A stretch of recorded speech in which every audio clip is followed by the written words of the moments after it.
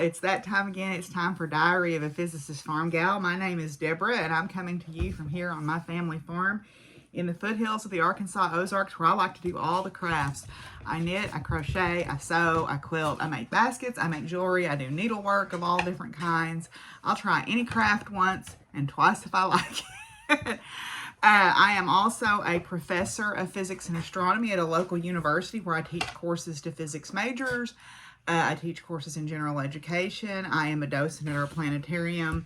I participate in our Center for Teaching Excellence, or not Center for Teaching and Learning, in classes on how to improve equity and inclusion in my classes, as well as improving my teaching.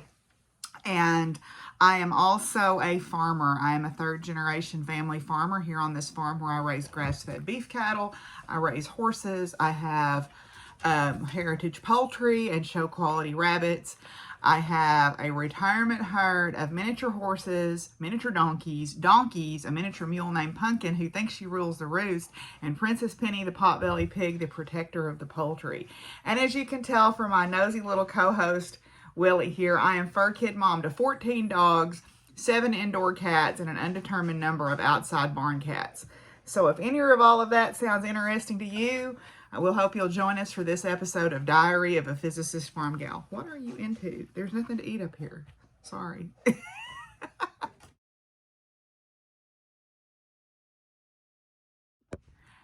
Okay, y'all, I guess the first thing to say is, well, let's talk about social media first.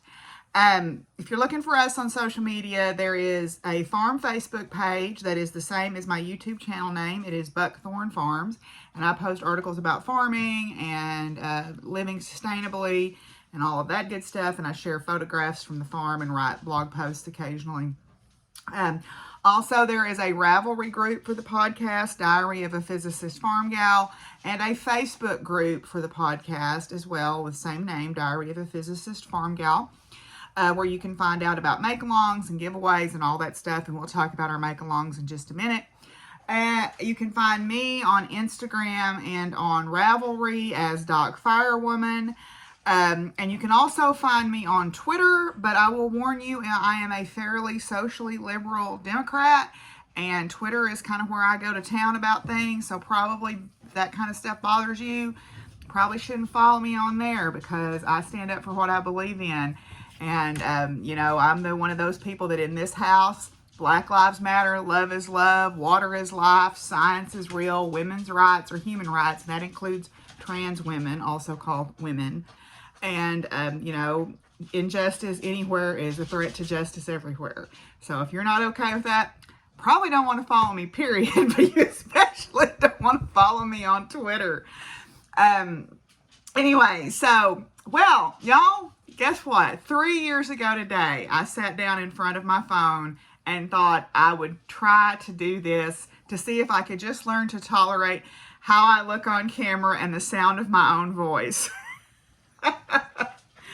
Oh gosh, and here we are 3 years later, and I have made some wonderful friends.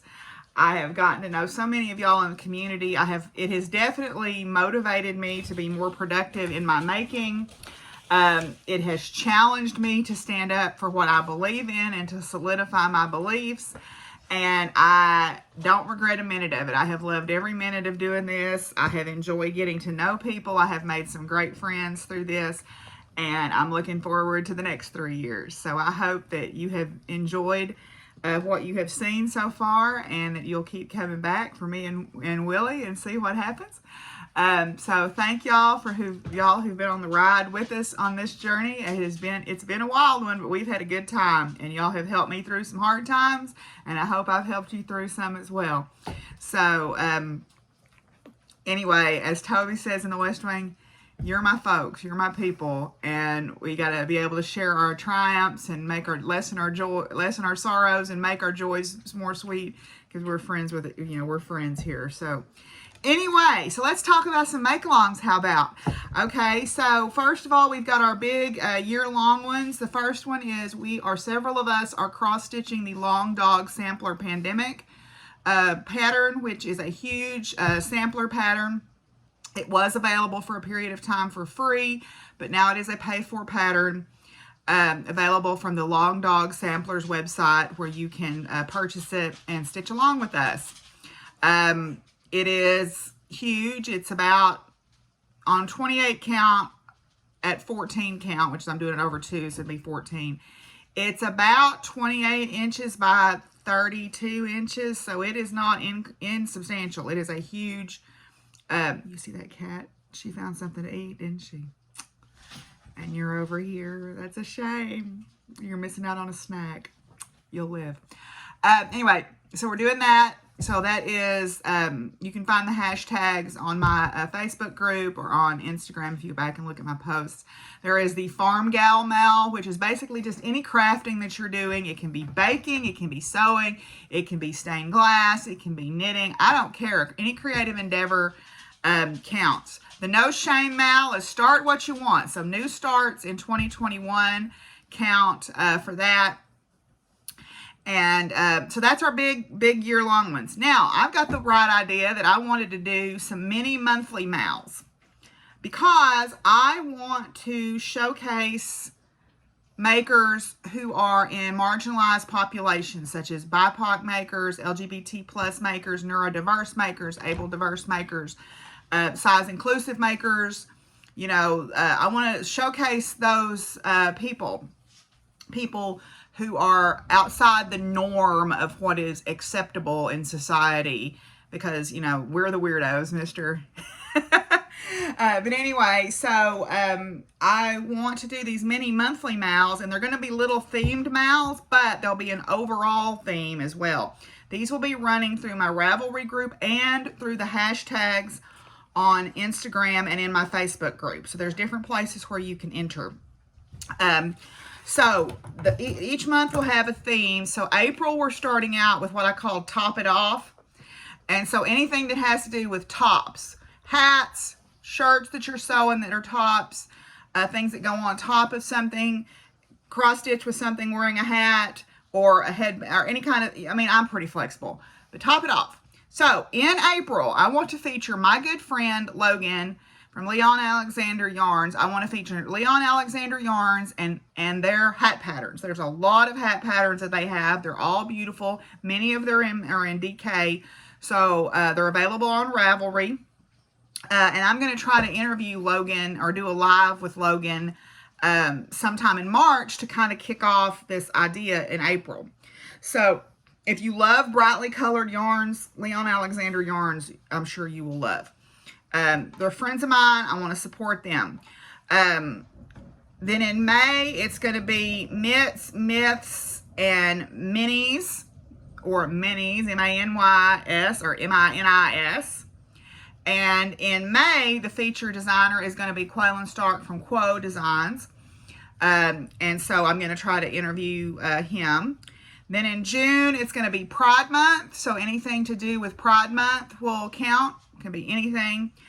July is going to be Winter in July. Notice I didn't say Christmas in July because not everybody is a Christian. Some people celebrate other holidays. There's lots of holidays that are celebrated around the winter holidays. So any of those will count. All right. Winter solstice, Kwanzaa, Hanukkah, Christmas, whatever.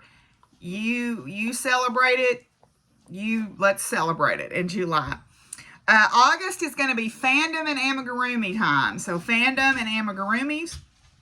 I haven't picked feature designers for these other, or feature makers for these other ones yet, because I'm still working some connections. So I'll have more of those. But the first two I've already mentioned. August will be anything fandom related. Okay, so fandom is a broad range of things. It doesn't just have to be sci-fi stuff or gaming stuff. It can be, I know there's people that like the Gilmore Girls. There's people that like Downton Abbey. There's people that like, West Wing, whatever. So there's fandom related stuff, and then amigurumis, because, I like to make amigurumis and haven't made one in a while. So this is my motivation.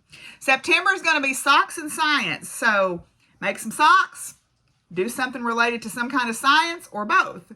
Okay, so there's lots of ways you could go with that. And then October, because I love the Halloween, it's Spooktacular October. Anything related to anything spooktacular will work in October. So those are going to be my mini monthly mals. There'll be little prizes to go with each of those. I'll draw at the end of the month, and those will mostly be, there'll be some hashtags put up for those. If you want to know what the hashtags are, follow me on Instagram or go join my Facebook group or join my Ravelry group, and you can find out there. I think that's it. Is that it, Willie? You going to get down? Huh? Or you stand up here? You know, people watch this to see you mostly. You gonna say hi to Shirley? Hi, Shirley. It's storming here, so they're all looking around at the thunder. Okay, we're gonna move on and talk about finished objects, of which I have some. I forgot to mention the overall theme in the mini monthly mals will be if you use patterns by BIPOC makers, or if you use anything by BIPOC maker, pattern, material, yarn, whatever, BIPOC, LGBT plus, neurodiverse, ability diverse, size inclusive, anything from those groups, you will get an extra entry for the whole time, all 6 months. That qualifies you for an extra entry. If you use our featured designers for the month, you get a double entry for using their pattern, or a double entry for using their yarn, or for using their fabric, or whatever. So like, say for example, in April you knit a Leon Alexander pattern and Leon Alexander yarn, you get 4 entries. Okay, so the way that I'll do this is there'll be albums or threads that you can post in, and you can post 4 times. Yay. Okay, so yeah. Oh, and the other thing that I forgot to mention, boy, I'm not not with it. I do have little pop-up weekends that we have sometimes, and I'll post about those usually on Instagram. There's the sewing circle weekend where we work on, we have a Zoom room that's open for like several hours on a particular day, and if you check in each hour, you get an entry.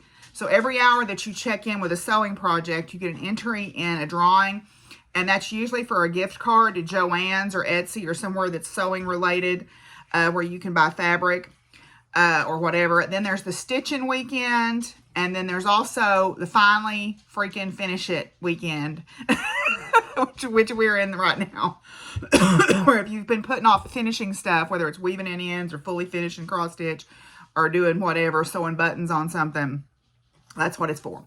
So yeah, so now we're going to move on and talk about finished objects.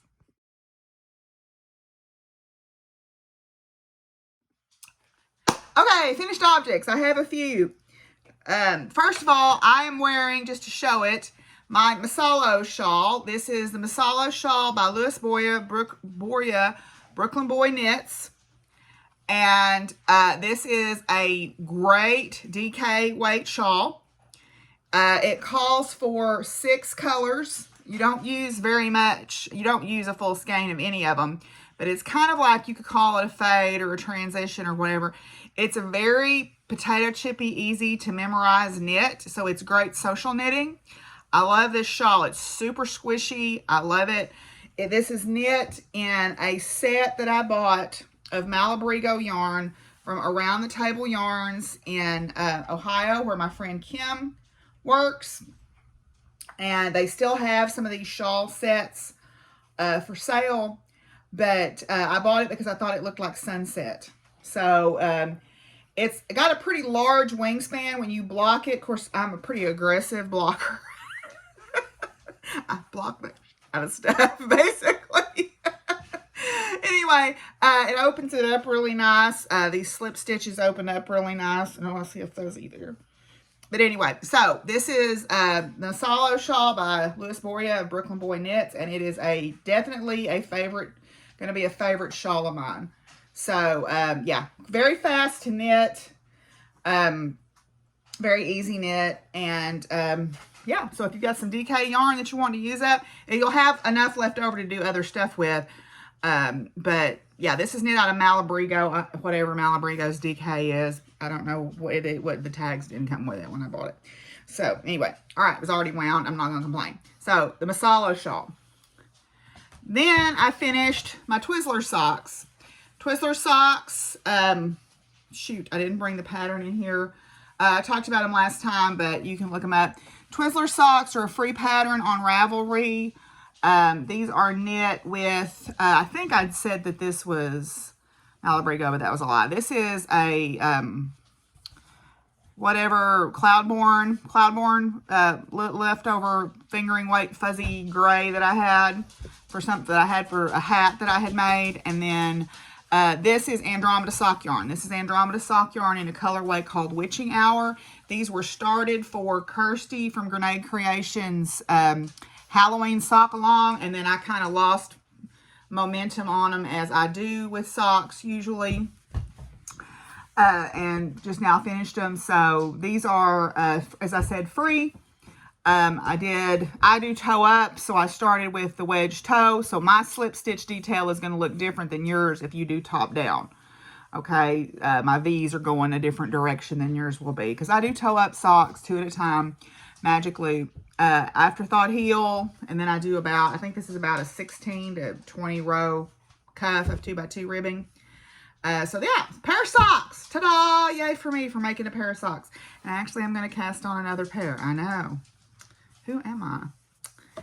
Anyway, yeah. So now I've got some FFO'd cross stitch objects to show you, because this is FFF weekend. Finally freaking finished it weekend. This is a little piece that I started when my mother was having surgery in 1999. And I put it aside for a long time. I picked it up this past year and finished it. It was a little kit. And I finally got the cross stitch finished. And then yesterday I took a scrap of, this is some flannel that I had from a quilt that I made. And I sewed that on the back. This is some repurposed ribbon that I got. I think this came wrapped around a blanket that I bought. I don't remember, but it's nice grosgrain ribbon, so I threw it in my ribbon box. And then these little turtle dove buttons, I bought 5 billion years ago when the earth was formed. A long time ago, when I lived in Oklahoma. I got them at Joann Fabrics on clearance sale in Oklahoma City. I don't remember where I got these little star buttons, but I just sewed those on there for an accent and then filled it with some fiber fill stuffing. So got that finished. Then I finished my little bunny trio. This was a freebie pattern that I found on Pinterest. I apologize, I don't remember who the designer was, but it was a freebie pattern. 3 little bunnies.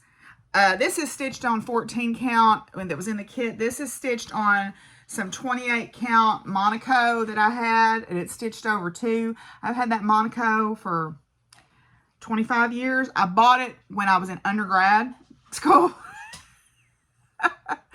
Okay, then all I did was I purchased this little painted plank at the dollar store. I wrapped this, I cut an oval out of a cereal box and cut some batting, so this has got a little bit of dimension to it. Then I bought these trims from a seller on, I think it's Crafting on the Couch on Etsy. They repurpose trims or sell trims. Bought these little trims and just glued them on there, and I thought that was super cute. So I thought that'd be cute for Easter or springtime. Ostara, for those of us who celebrate it. Okay, so that's all of my finishes for this week. I had a couple that I got awful close on, but I just didn't get finished in time. And I wanted to go ahead and record while I was feeling the energy to do it. So I'll have some for next time that way. All right, we're going to move on and talk about whips.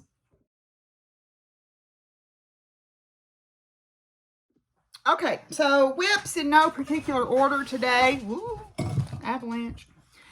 This is an April 9 Designs bag. Charlotte from April 9 Designs. I love these springtime bunny rabbits here. In this, I have the Finding Balance shawl by CJ Brady Designs. And you've heard me talk about her before.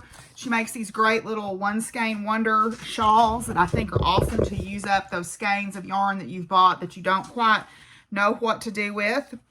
I am using, this is Yoshi and Lucy. Oops, where'd you go? Yoshi and Lucy. This was the Tits Out Collective colorway from Yoshi and Lucy. It's called Tit Cat, and the money was donated to a cat shelter that helps support and rehome cats. And I'm not very far on it. I just have worked on it during my class, before class yesterday, or Friday rather.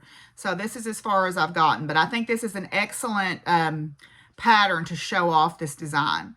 So the thing I love about CJ Brady's shawls is they are highly adaptable. You can lengthen them easily if you've got the yarn, or shorten them. They take one skein of fingering weight yarn, so they let you use up those little special skeins that you might have. So that's Finding Balance by CJ Brady. Next, in my bag that was made for me by my friend June, it's got science stuff, it's got maker stuff, it's got horses and dogs and cats and everything you could want on here.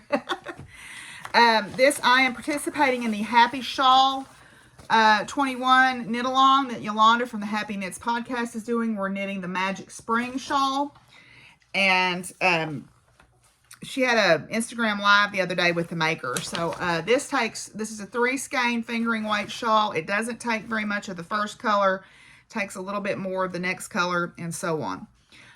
So I am working on the second color. I just started it this weekend. So I'm here on it. It's a very easy knit. Again, it's very easy to memorize. It's a 2 row repeat until you get to the eyelet section. Got a little off in this eyelet section. But yeah, so this is the first, so you don't use a whole lot of the first color. My first color here is Lady Violet, and then this is Hippie Chick by Kim Marie Knit-Knacks. And then my third color will be Unicorn Sprinkles by Expression Fiber Arts. So, and then my little narwhal marker, there is by Charmed and Dangerous. Because, you know, I love her stuff. So, yeah. So I'm about maybe a third of the way through this second section. I just started on it this weekend. But it's very easy, very potato chippy knit. So, got off in those eyelets, but you can't tell, so who cares? But yeah, I like it. It's going to be pretty quick knit even for me. So it uses most of the second 2 colors. Not as much of the first color, so you'd have enough left over easy to make a pair of socks, probably, for most people. Okay, so that is the Magic Spring shawl there, and that's also a free pattern. Now, the CJ Brady pattern is a paid-for pattern, but her patterns are fairly inexpensive. I think they're like $3 a piece or something like that. And she does occasionally have sales where you buy like 3 and get the 4th one free or something like that. So, if you keep an eye out, and she does have a couple of free patterns as well. Okay, so that is that. Let me fix my bag here. All right. Then, my sweater. My sweater is in Grenade Creations bag. She made a bunch of these for the Perth Yarn Festival and then had some left over, and so I wanted a tartan plaid bag from Kirsty. In this is my flax. Flax is a free pattern by Tin Can Knits. If you've knitted and been around Ravelry at all, you've heard of the flax. It's just a nice basic raglan sweater. It's very size inclusive. And it's a super great beginner first sweater make for me. So yay. I actually am working on a sleeve right now, because what I was going to do is I was going to knit my sleeves 2 at a time magic loop. I thought I'd be clever. My needle wasn't long enough. So the last time you saw it, it was here where the Yeti from Charmed and Dangerous is. Now it's down to there, and it's fitting really good. And then I have started this sleeve. So I picked up and started, so I've just done a little bit on this sleeve. So, yeah. So I've made some progress on it. I mean, it's, you know, slow and steady, but yeah. So, yeah. So that is knit in Knit Picks, Wool of the Andes worsted, and this is a colorway called Mineral Heather, and it looks, you know, blue, like a slate blue, but when you get up close to it, there's all kinds of colors in there. You can't hardly tell, but there's a purple and a kind of a fuchsia fleck and a turquoisey fleck. So, yeah. So that is my sweater. Yay me. I think that is all of my fibery whips. So I'll show you some stitching now. Is that right? Yeah. Okay. So, in my bag that's made by April 9 Designs bag here, I am working on the Chinese Zodiac stitch along. That was a stitch along last year from Frosted Pumpkin Stitchery. I did a little bit more on it. I started filling in these little flowers here and started on this corner. I'm going to focus on this next month because Abby Bella Stitch, starting in March, is going to have a stitch along called Stitch Asia, where it's focusing on designs or makers or whatever from the Asian continent. And so, since this is the Chinese Zodiac Sal, I thought that would be a nice choice to motivate me to finish this stitch. It's an easy stitch. I just got behind on it and kind of gave up on it, but I'm about halfway around here, and then there's, you know, the 2 fans in this corner, and the rest of the animals are on this side. So I've got half the animals done, and then a quarter of the corners. The center part is already done, so I just need to sit down and focus on it, and I'm going to use the Stitch Asia stitch along in March to focus on that. Okay, and that is stitched in a kit from Frosted Pumpkin, so it uses all the called for colors and DMC floss. There is some treasure braid in there as well. The gold in there is treasure braid. So, all right. So put that up. Put that there. That's my book I need to return. Okay. In another bag by Charlotte from April 9 Designs, this is one of her smaller square bags, I have my We Believe Sal. We Believe is a stitch along that has just started by Notorious Needle.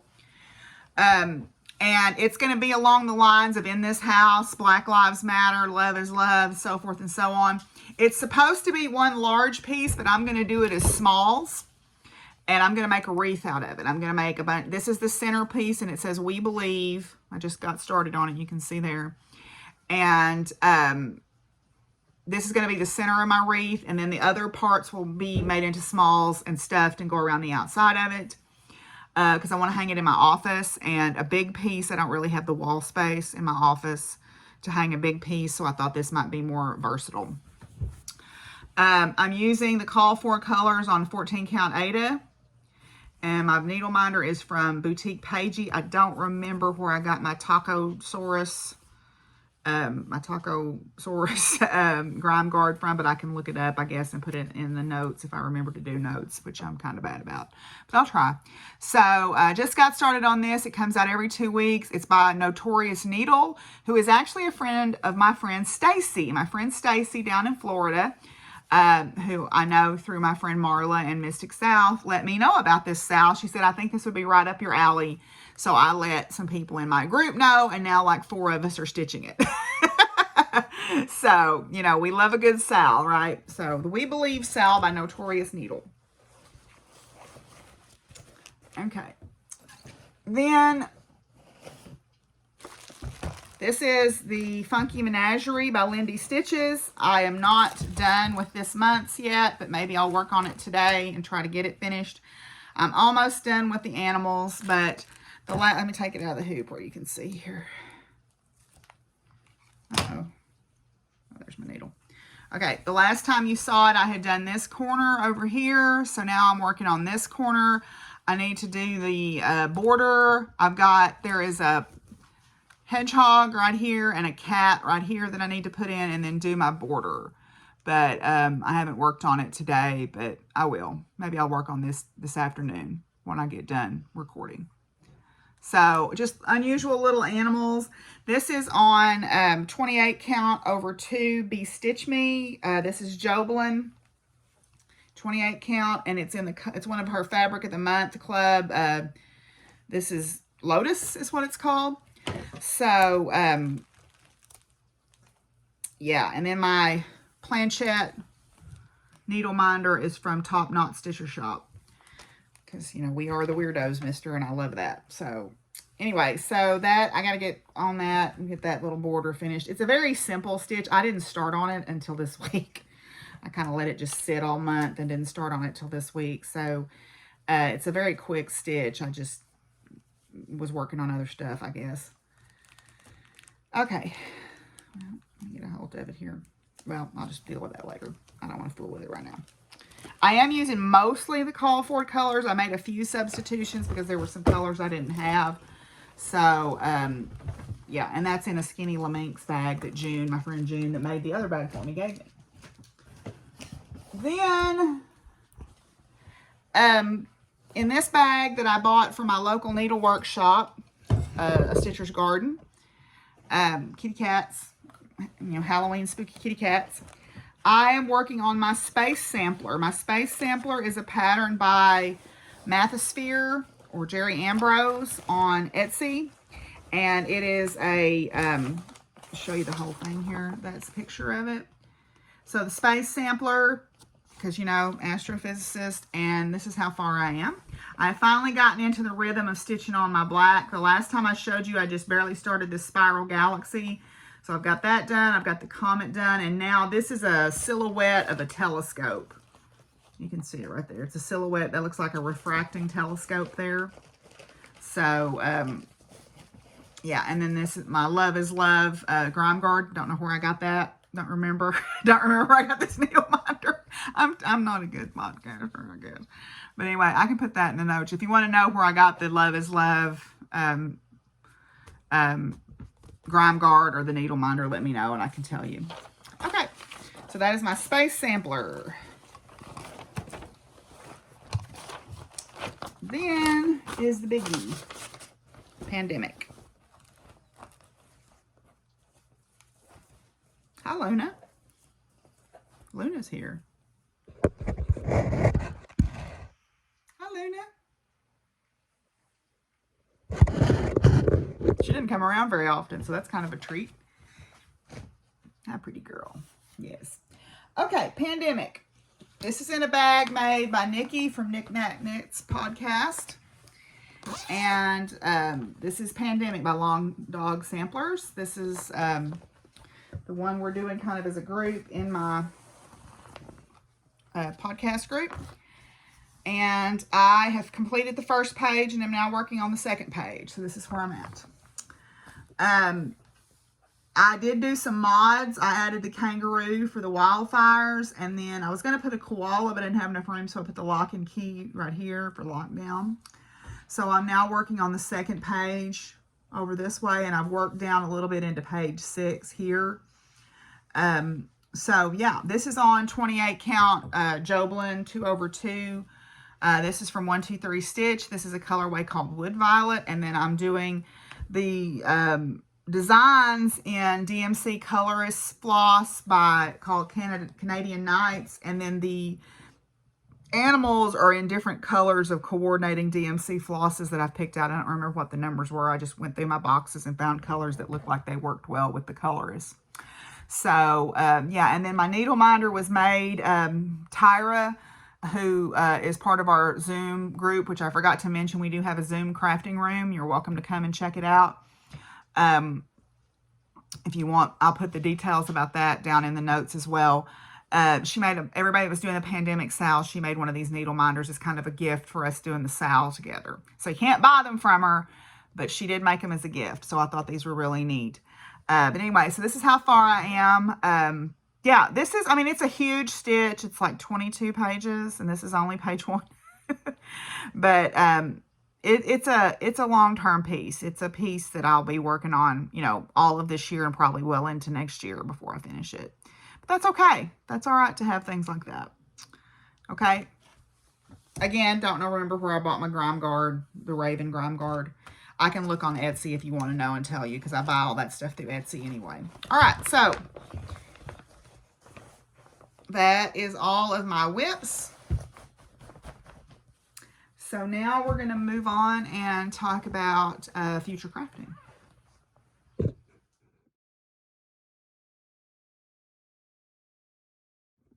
Okay, so in future crafting, I've got a few things that I will show you. This was a bag that I believe my friend Nancy made for me. It's a space sock sack here. And I am restarting some socks that you saw me working on some time ago. I am restarting the Fernway socks by Knitting Expat. I had started these, my tension was way loose, and they were huge, and I frogged them. So I'm going to restart them again. I'm going to do the toes, heels, and cuffs in that same gray that I used for the Twizzler socks that you saw. It's because I've still got that left. And then I'm going to use Knit Picks. This is a colorway called Beyond the Wall. So I'm going to use that for the body of the socks. So I'm going to cast those on probably today. I feel like I've got a better handle on how to do my tension now, so I'm not as concerned about them being too loose. So yeah, so these were from her Wanderlust Sock Club, and it was 2018. So yeah, so I'm gonna start those again. Because, you know, I'm getting to where I don't hate knitting socks. Although today I had somebody ask me if I would knit them socks. And I'm like, no. No. I don't like, I have a problem doing obligation crafting. I have a hard enough time keeping up with like sales and stuff. I do not like to craft for money. I can't do it because it makes me mad. I get pissy about doing it, and I don't want to work on it, and then I feel bad, and then it just is a vicious cycle, and I don't want to get into that. So I just said, no, I don't knit fast enough, and I don't feel comfortable making them. So I said no.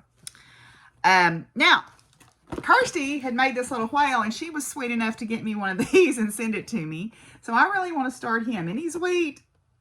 Hazel needs a friend. My friend Hazel, my Hazel the humpback whale needs a friend. So I want to make this. This little kit comes with everything, but I want to go ahead and make him. I thought he was really super cute. Okay, now the other thing too, I want to start the cross stitch for my tattoo artist. This is actually one of her shirts. Her handle in the shop or on Instagram is called Unicorn Sniper. Her name is Sherry Qualls, and she's a really talented tattoo artist, and she is the one who works on my tattoos. And she loves the movie The Witch with Black Phillip.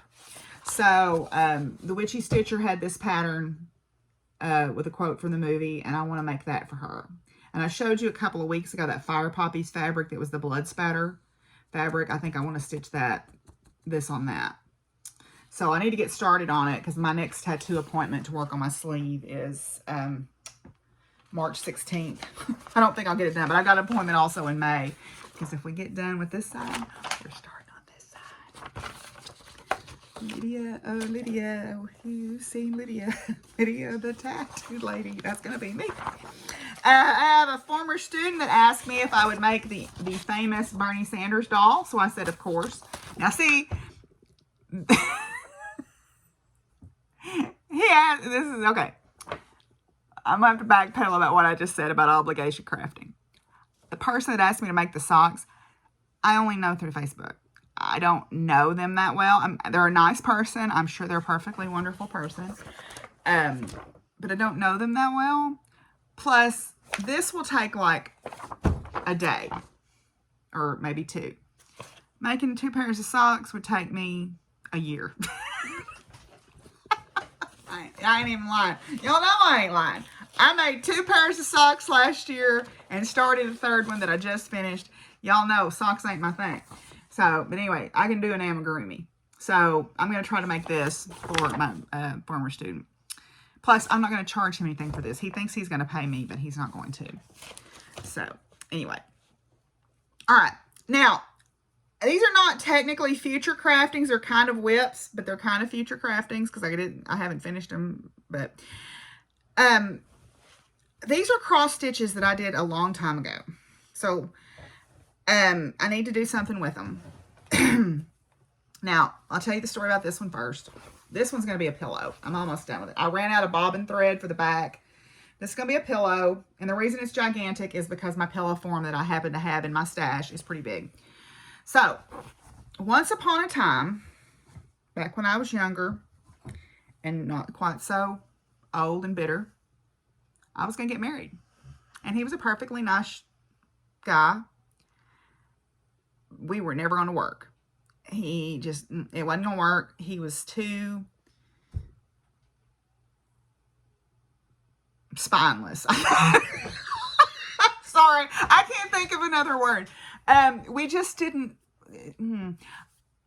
I'm an introvert, but I'm kind of a big personality, and I'm kind of strong-willed.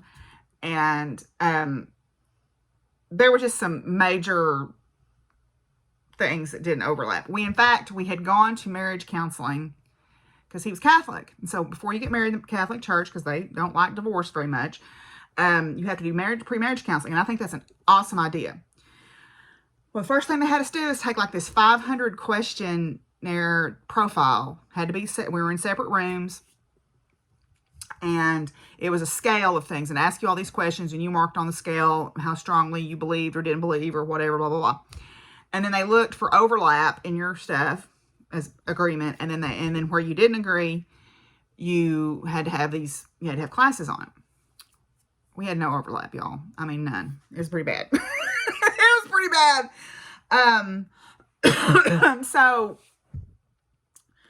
what that did for me is it made me realize that this is, and I was young. I was in my early 20s, and made me realize that I was getting married for the wrong reasons. That everybody else around me was getting married, and I thought that was what I needed to do too.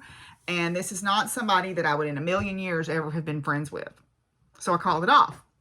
So these little bunny rabbits had gotten made before all that because I wanted... What? They think they hear something. Let me go see what it is. Oh, that was a false alarm. But boy, they thought there was something out there. So these little bunnies, I was going to do country bunnies in my kitchen because, I had a hope chest and blah, blah, blah. Well, my hope chest is like Pandora's box. I opened it up and everything flew out. Oh, Lord. Anyway, I didn't get married, so the poor little bunnies got, relegated to a cedar chest and left there for a long time. But I think they're really super sweet. They were a pattern out of a cross-stitch magazine. I don't remember which one because it was in 1990. So I don't remember which one. But I think they're super cute. And they do fit my country farm themed kitchen. So I'm not going to put them in the kitchen. But they fit, they fit a certain aesthetic that I like. And they're very cute. So they're going to be a pillow. The back is going to be this checkered material. This red check material.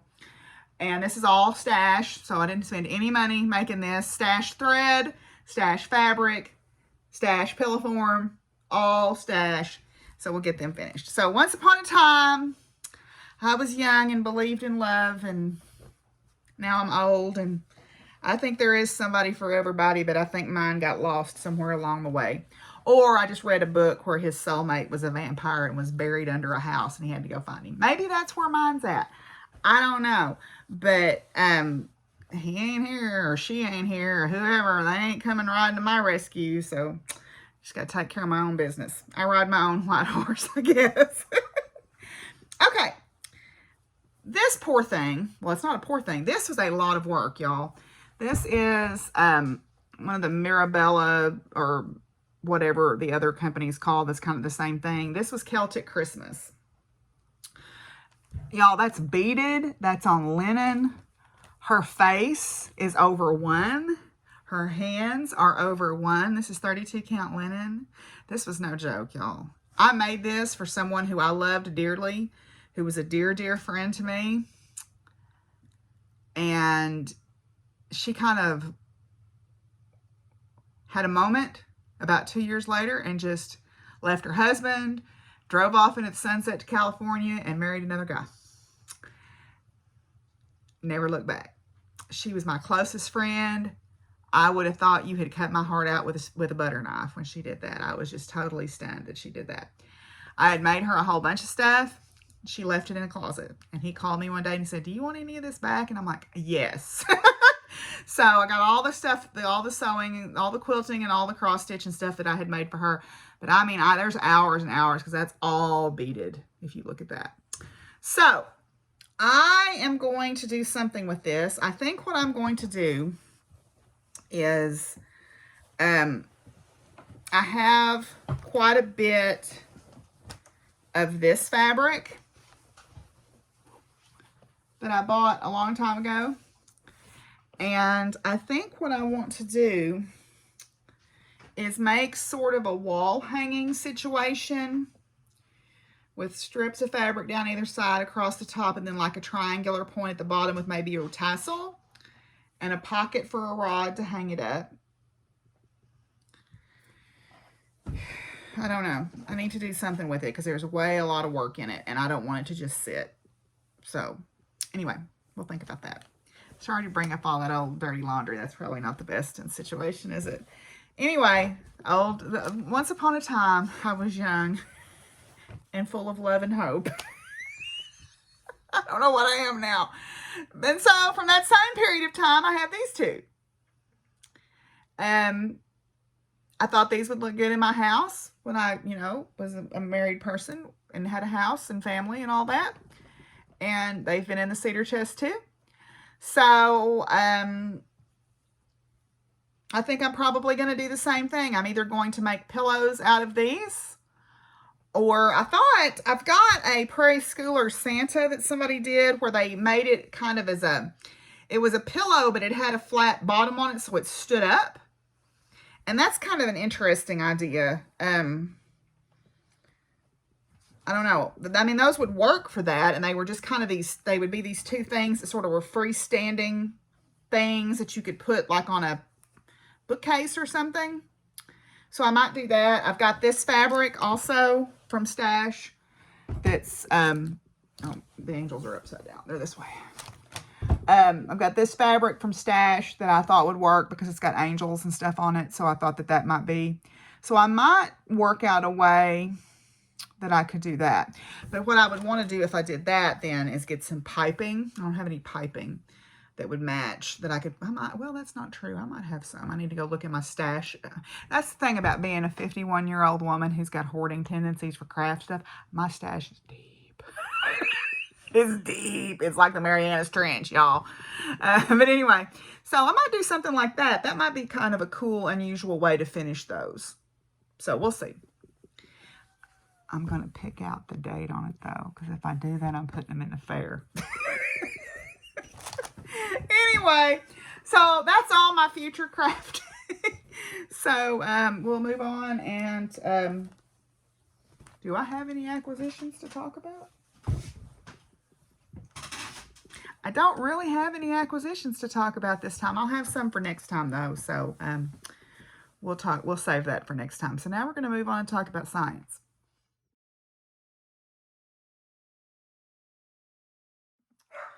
Okay, so what's going on in the science world? There's a lot going on, y'all. We landed a rover on Mars. We were out last week for the winter storm, and we'll talk about that more in farming. But we were out of school last week, even though we're virtual, a lot of us, for 3 days we missed. And on Thursday, we landed the Perseverance rover on Mars, and I was able to sit and watch the live stream of it at NASA through the NASA JPL live stream. And that was so exciting. It's just the neatest thing to watch that. I mean, when they said that it had touched down, and everybody was, I was teared up, y'all. I mean, that's a big deal. It launched in 2020, I think in May of 2020. No, July. It launched in July of 2020 from Cape Canaveral, and it landed on Mars Thursday of last week on the 18th. That's a big deal, y'all. It's going to do some really neat science, but one of the things that I'm most interested in is it's got the little helicopter, the prototype of the little space helicopter that they're going to try out. So I'm pretty excited to see what that will do. But they landed in the Jezero crater, which is a geologically diverse landing site compared to where they've landed before. And they're going to look for signs of ancient life by digging down below the surface. And they're going to gather rock and soil samples that if we ever make it there, they could return on a future NASA mission. And to kind of pave the way to show some robotic technology that will work in case we ever do have human missions to Mars. So, yeah, it was an exciting thing. It was really neat to watch. And I loved two things about watching the live stream were really neat to me. There were a lot of women involved, which was great. And the science communication that was going on, where there was a liaison who was on the live stream, whose job it was to explain to the average person watching what was happening. So that was really cool. My student Grace is got nominated for Outstanding Student. I nominated for our Outstanding Student in the College of Natural Science and Math. We won't know anything about if she wins that for a while, but if she doesn't, she's still a once-in-a-career student for me. I'm just going to be honest. She is one of the best students I've ever had, and so I'm very proud of her for that. She's gotten accepted to several different graduate programs. She got accepted to the one, like the perfect one for her. So she's still wanting to wait, to make sure she's weighing all of her options, but I'm pretty sure she's going to look at going to University of Maryland, which would be outstanding. The mentor is a woman, which I think is great, and is very interactive with her students, which I think is great. This has been, I went to a couple of workshops last week. One was on grief, the process of grief and grief management. And the other one was on compassion fatigue. Shush. That's just some cats. It's fine. So, grief can be not just about the loss of a person to death. It can be about the loss of a situation. It can be about a loss of a thing. You grieve, like the lady gave the example of she lost an antique brooch that her mother had gave her, and she still grieves the loss of that. So grief comes in a lot of different guises, and this pandemic has brought a lot of grief. Obviously, there has been tremendous loss of life. 500,000 people in the United States alone. I have a lot of thoughts about that. I have a lot of things that I would like to get up in some people's faces and say, who early on were saying, this is not real, blah, blah, blah. Whatever. We're not going to go down that road. Don't come at me with that ever, or I will just rip you to shreds. Anyway, but obviously there have been losses that way, but there have also been losses. People have lost their livelihoods. They may have lost their jobs. They have lost their ability, that we have been separated from one another. So there have been birthdays and births and weddings and graduations and proms and things that have, the stuff of life, those memory making moments that have been lost, and we grieve those things. And I know that my mental health has taken a hit. So I can only imagine how people who have large families that they haven't been able to interact with, or loved ones that they maybe had planned on seeing, or kids that they wanted to see. I had a student graduate, and I hated it because we didn't get to have pictures made together. So I can only imagine how it must be for families that have these tight-knit family units missing out on these things. The compassion fatigue was the same thing. Our expectations just have to be different right now. This is not normal, what we're going through. And normal, honestly, really wasn't working, to be honest. If we look at what was normal before all this happened, the world we lived in, the normal wasn't good enough. The normal had a lot of problems. So I hope that when we come out the other side of this, we can take some compassion and empathy forward with us.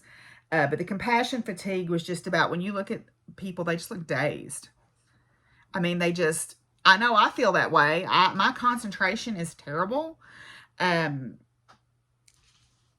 feel like my expectations for my students are, let's just get through this. I put on my annual review for last year. I survived. And that's all I put. I managed to get through the semester is all I put on my annual review.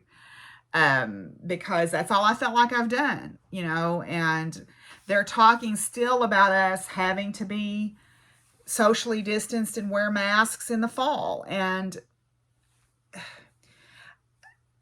I know there's a vaccine out. I've had my second shot. I had my second shot on Thursday. It didn't really affect me that much. I kind of felt off on Friday, but that could have been because I didn't sleep the night before. That could have been because I didn't eat most of the day because I got busy and just forgot to.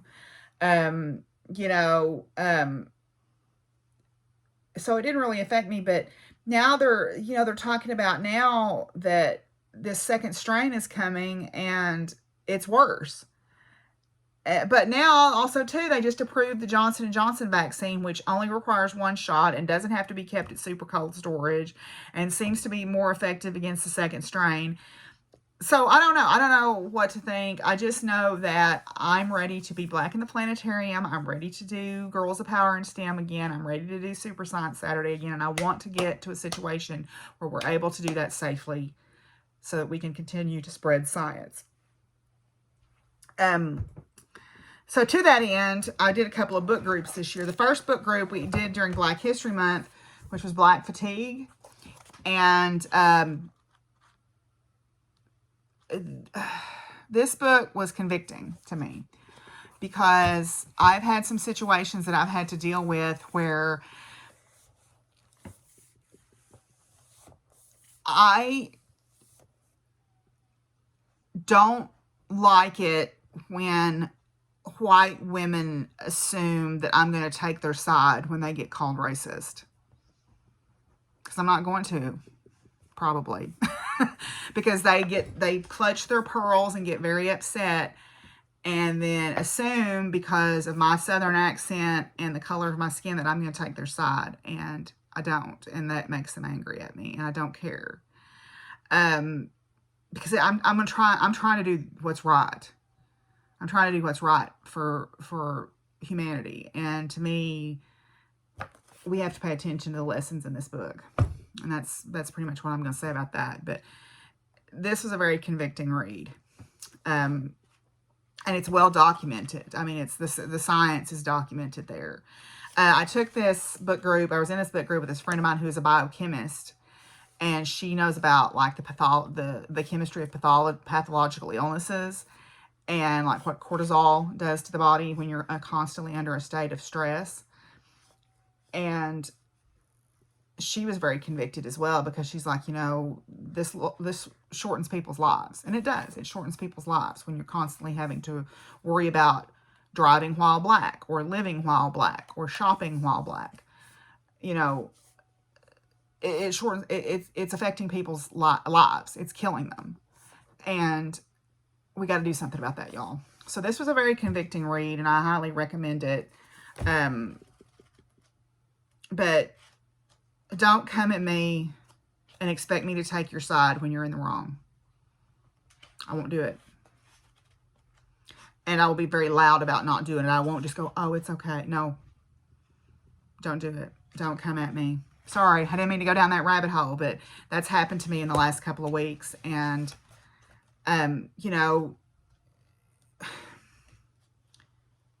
it's not right. That's all I'm going to say. It's not right, and you continue to do it, so I can't deal with that.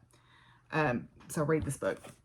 The other book that we're reading is this one, Burnout, The Secret to Unlocking the Stress Cycle. This is particularly for women. This is published by two sisters, both of which had major health scares due to burnout. And it talks about human giver syndrome. Human giver syndrome is where you are a giver. And that means the people that are treating you like a giver are treating you less than human because givers are there to serve the human beings. So you're less than them. That got me, y'all. That got me bad. And there was a section in this book that got to me about how to complete the stress cycle. Like your body you can get away from the thing causing you the stress, but your body, how when you have a bad scare and after it's all over, then you kind of shake and you get cold, and that's your body trying to complete the stress cycle because the stressor may be gone, the stress may be over, the stressor may be complete, gone, over, but your body is still in fight or flight mode.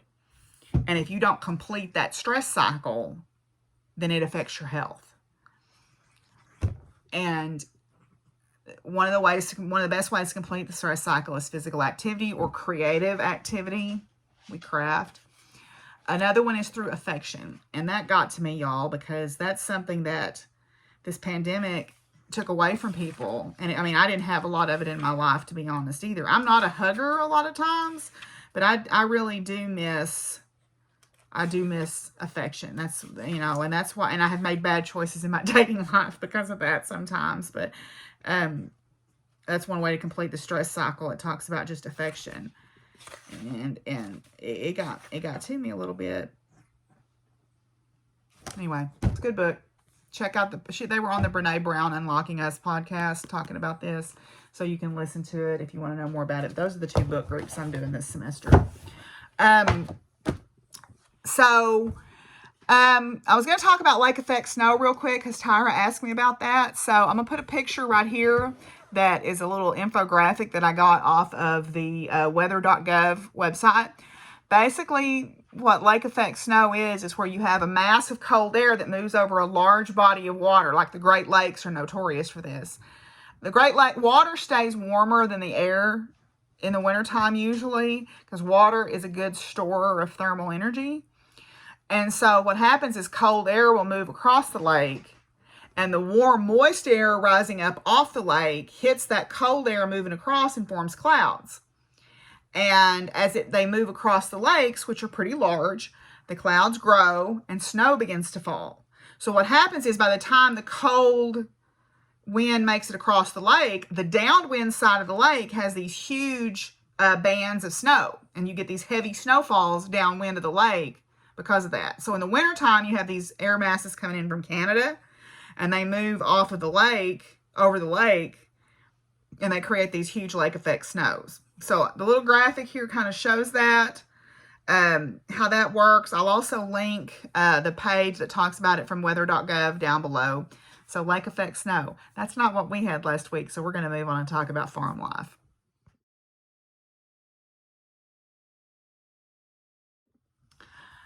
Okay, y'all, what's going on the farm? It freaking snowed. Oh, my word.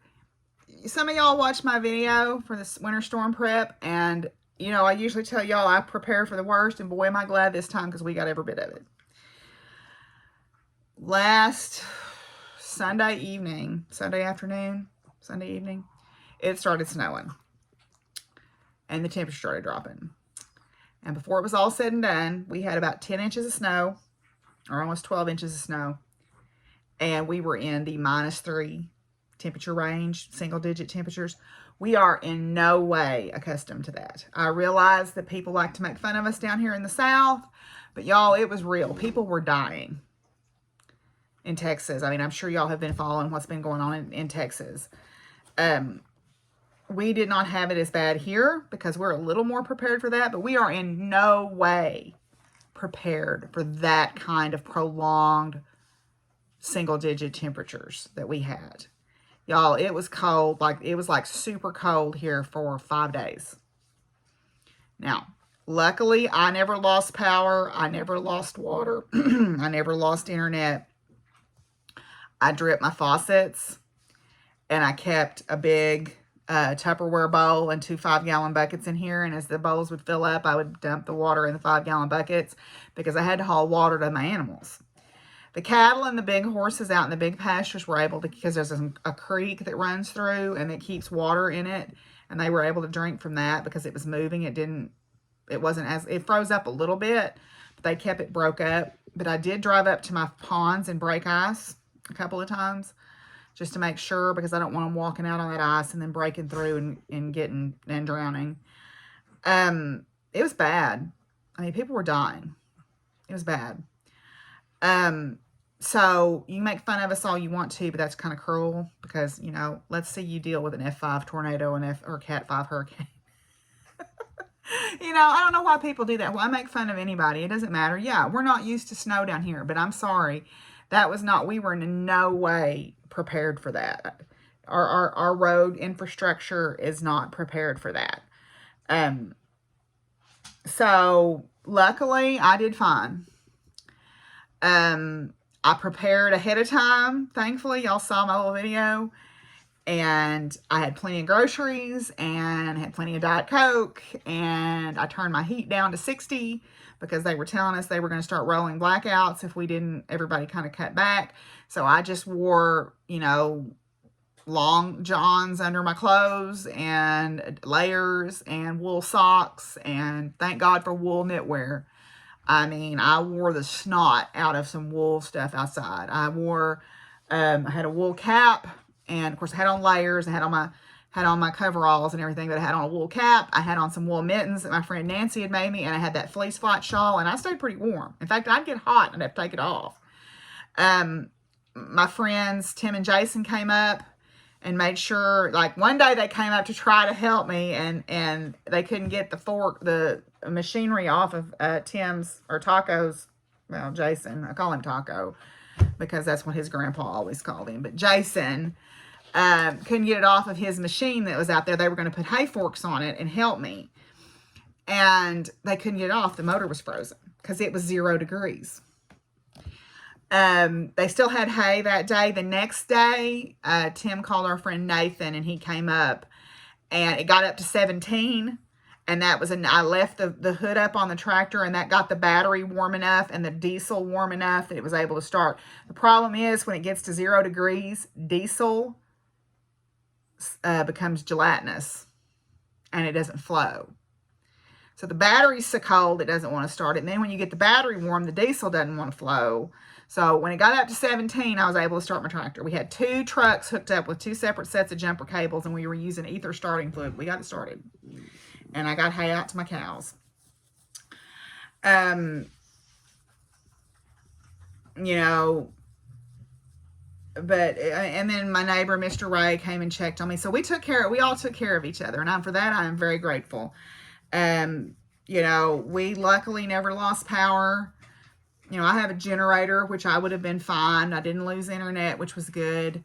But y'all, it was rough. Carrying water, I probably carried 10 or 15 5-gallon buckets of water out a day to the ponies and to the chickens, and Penny didn't come out of that coop. She was like, nope. So I was carrying water out to there. The only thing is I lost one of my geese, and I lost a calf. Not a baby, one of the older ones, but I think it got hurt. I think it got knocked down and hurt, and it got pneumonia, and I couldn't save it. But, you know, considering I had a baby calf born on the night that it was so cold, you know, it could have been much worse. Everybody made it fine. You know, we just used lots of, I mean, I got plenty of blankets. I got plenty of fleece blankets, and we just piled up on the couch or piled up in the bed with fleece blankets, and we made it fine, and had plenty of groceries. Nobody ran out of food. Nobody ran out of water. So we made it all right. But boy, it was rough. It's rough. It's not, it is not something I would want to have to deal with. Of course, if you deal with it all the time, you're better prepared for it. We finally got the roads cleared off. It started on Sunday. We finally got the roads cleared off on Thursday. I went to town on Friday just to get the heck out of here. I bought groceries. There wasn't a whole lot of groceries in the store because they hadn't been able to get trucks in. But it was rough, y'all. It was really rough. But we made it, you know, and it was all right. I did a post about, you know, when you're out enjoying the snow, you need to think about there's people that can't not go to work. Truckers, healthcare workers, emergency services workers. You know, I'm just grateful that no one I know had a serious health situation because the ambulance couldn't have got to us. I mean, I don't know what we would have done. So I'm very grateful that we didn't have that. Again, it's because we're not accustomed to this. We don't have snowplows here. The road graders came and cleaned the snow off the roads. So, you know, we're not accustomed to that.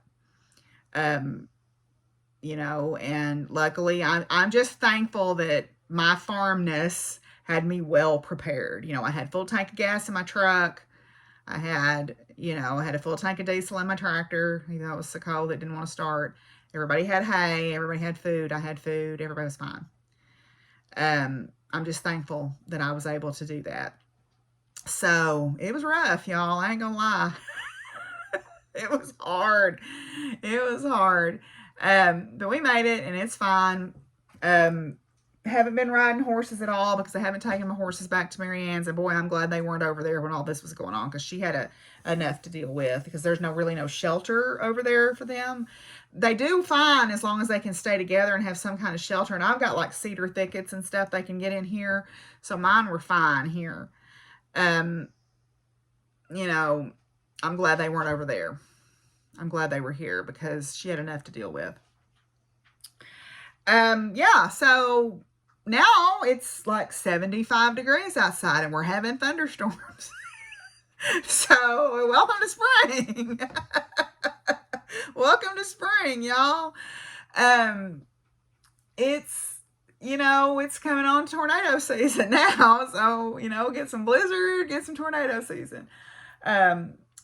So today, we've got thunderstorms rolling through periodically. Haven't been anything too severe yet, but it is that time of year. Grass is kind of starting to peak out. I noticed the dead nettle was starting to bloom, which is good. I saw some jonquils blooming on the side of the road as I was coming back from town the other day, so that was good. So spring is coming. Got to start thinking about the garden. Haven't started any seeds. I was going to start some seeds this year, and then that snow happened, and it just kind of blew my mind. I mean, I was literally just all my extra energy was just getting water out to everybody, and I would come in and I would be done. I have Piriformis Syndrome, which is, you have the same pain as you have when you have sciatica, but it's for a different reason. I don't have any problems with any discs in my back, but I have that deep muscle, the piriformis muscle. I injured it at some point in my life, and now it kind of grips my sciatic nerve in the same way that you have problems with sciatica. And so I was having trouble sleeping, but I have figured out, I made those heat packs, some time back. And if I'll sleep on one of those, it's been loosening that muscle up, and I'm not having as much pain. So that's been good. But I wasn't sleeping good during all that because I was, I think, just worried in the back of my mind all the time about what was going to happen. Yeah. And now I'm sleeping fine. So we'll start the garden and get that going, get that cleaned up. Got to do some cleaning up around the place, as you always do in the springtime. Got to start paying on next year's hay. This year I used 240 bales of hay, and I probably need more than that because I'm out. So I'm going to put a down payment on 250 bales of hay for this year. And that'll probably not be enough either, but what can you do? Had a new baby born this week, so I've got 3 youngsters now, so that's exciting. So, we're off and running with calf birthing season.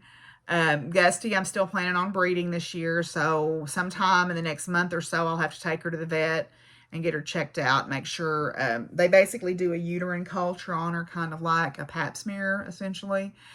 Just to make sure everything's healthy and if there's any infection that we need to clean up. And then I'll take her to the stallion. I'm actually live cover breeding her to a friend of mine's stallion this year. So I'm excited about that. I can't wait to see how that goes. So she's going to stay home for right now. I'm going to take Bo, Trixie, and Flame back to the barn probably this next week and get started back on them. I'm not feeling super motivated to show this year. I don't know why. I kind of get this way every winter, but we'll see. But anyway, so that's kind of where we're at on the farm here. It snowed. That's all I can think about. That was the big headline this time, is it snowed. So we're going to move on and talk about some final thoughts.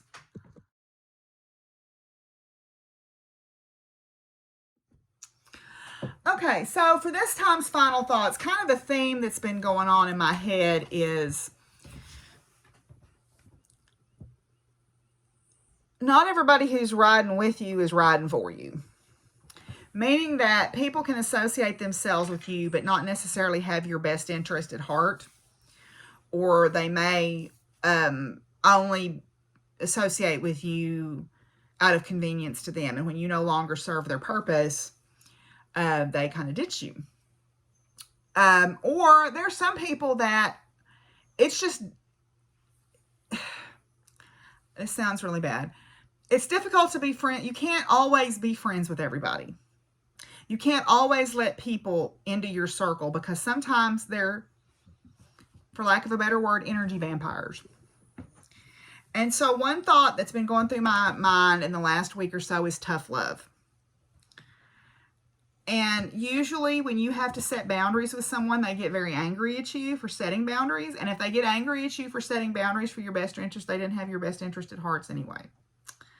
So if you are allowing yourself to be around someone who makes you feel bad about the things that you believe or the things that you enjoy, or that they come into your space and they ridicule you or they make assumptions about you, maybe you need to show them a little tough love.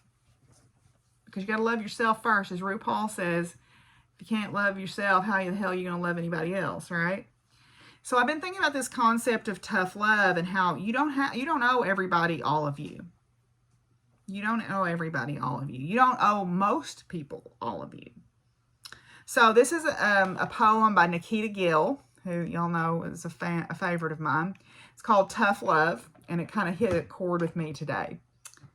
You are not some holiday destination for people to have a good time in and then forget. You are not a grave for people to bury their pain inside, never to be remembered again. You are not a piece of toilet paper, so why are you letting other people use you and dispose of you? You are made of magic. Don't you dare allow yourself to be treated like you are any less. It's a short one, but boy, it hit me. It hit me hard today. You know, I believe that I need to learn that lesson for myself because I am guilty of all of those things, of allowing people to use me, say hurtful things to me, use me as a sounding board without ever being a friend, really. They just come and use and then go away. And that needs to stop, y'all. If you're letting people do that to you, don't, because you're made of magic. Don't let yourself be treated any less. Okay? So until I see y'all again, I hope y'all are all doing good. I hope you're taking care of yourselves. Please wear your masks. Please stay safe. We're not through yet. I can see the light at the end of the tunnel, but we got a ways to go yet. Y'all stay safe because I want to see y'all for the next 3 years. So until I see y'all again, y'all be good to each other and take care of each other. And what, Willie? Peace out. Bye, y'all. Say bye, Willie. Say bye-bye.